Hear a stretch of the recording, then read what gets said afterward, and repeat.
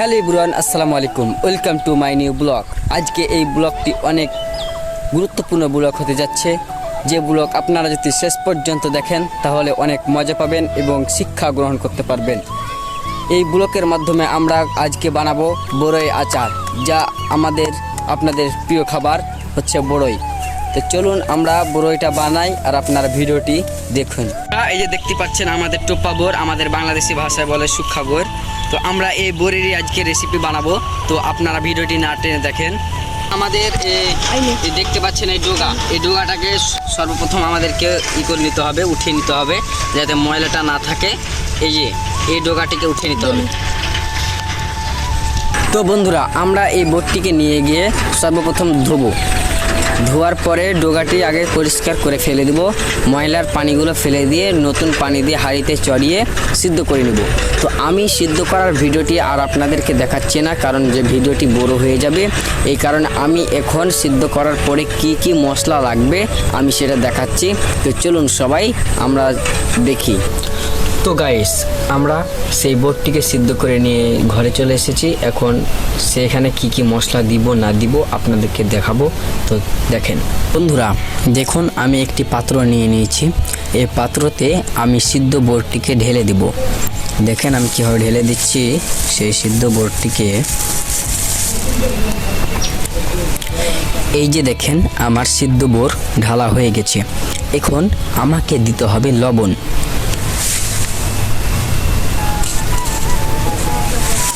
এই যে দেখেন আমি লবণ ছিটিয়ে দিলাম। আপনারা কিন্তু দেখতে পাচ্ছেন, এভাবে কিন্তু রেসিপিটা যদি তৈরি করেন তাহলে কিন্তু আপনাদের রেসিপি খেতে অনেক মজা হবে। এই যে এখন আমরা দিব চিনি। এখন আমি চিনি দিব। এই যে দেখেন আমি এখন চিনি দিচ্ছি। এই যে এটা হচ্ছে চিনি।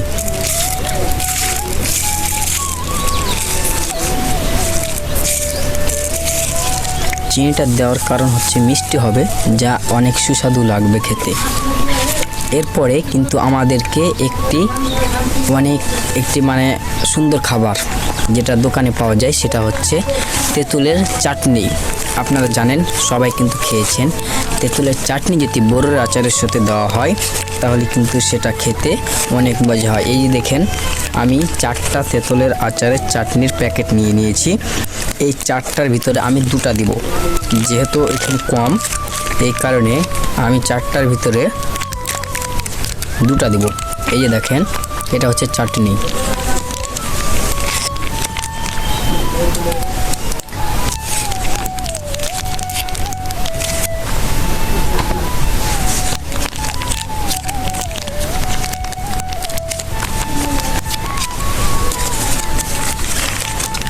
আমি আরেকটা দিয়ে দিচ্ছি। আপনারা ভিডিওটি স্কিপ করবেন না, নাহলে কিন্তু আপনারা দেখতে পাবেন না। আমি কিন্তু একটা দেওয়া হয়ে গেছে, আমি আরেকটা দিচ্ছি।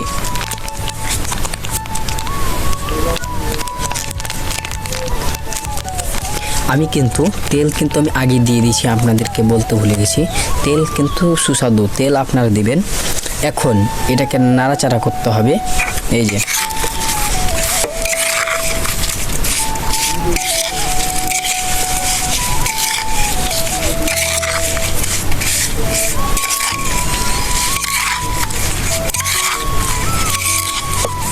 আমাদেরকে এমনভাবে নাড়াচাড়া করতে হবে যাতে আমাদের সেই চিনিটা গলে যায়।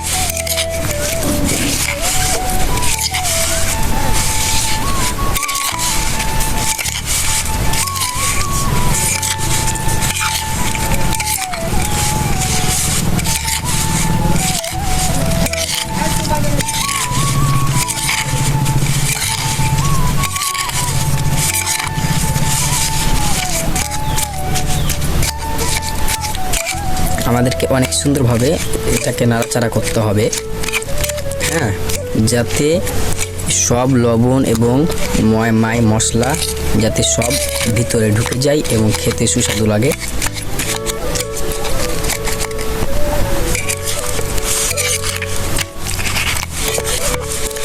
আমাদের এখন কিন্তু সেই রেসিপিটা তৈরি হয়ে গেছে। এখন আমি আপনাদেরকে খেয়ে দেখাবো।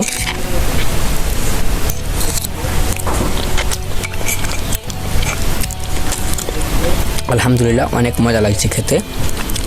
বন্ধুরা, এই যে দেখুন আমার সেই বড়ের রেসিপিটা, তো আলহামদুলিল্লাহ অনেক ভালো হয়েছে, অনেক সুস্বাদু হয়েছে। আপনারা ঠিক ট্রাই করবেন। তেঁতুলের আচার এবং বড়ই, তেল, মাই মশলা দিয়ে আপনারা ট্রাই করবেন। নিশ্চিত ইনশাল্লাহ আল্লাহর উপরে ভরসা রেখে করবেন, দেখবেন অনেক সুস্বাদু লাগবে খেতে। তো সবাই থাকেন এবং আমার ইউটিউব চ্যানেলটাকে আপনারা সবাই সাবস্ক্রাইব করবেন।